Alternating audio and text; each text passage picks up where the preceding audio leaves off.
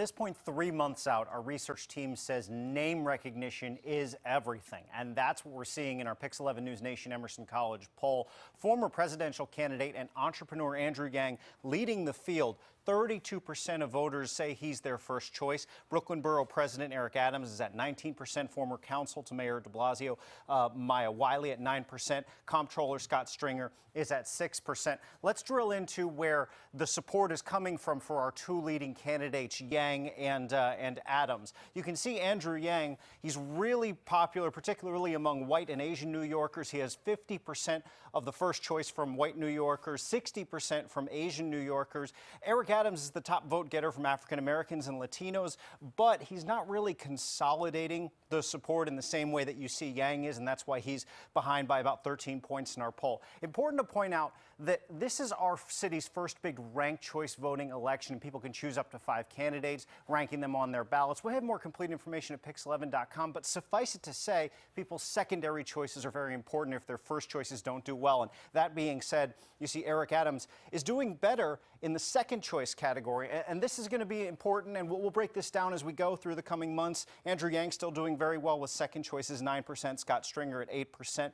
I want to highlight this number, though, 29%.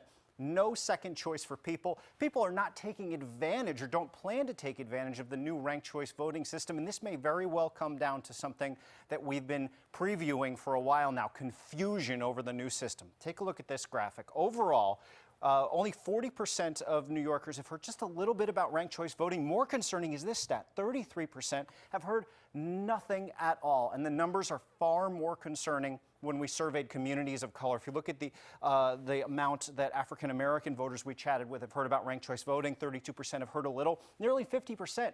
46% of people in the African American community in New York City have heard absolutely nothing about ranked choice voting. And our leading researchers at Emerson say this should be really concerning because this is a risk of voter disenfranchisement by pure confusion.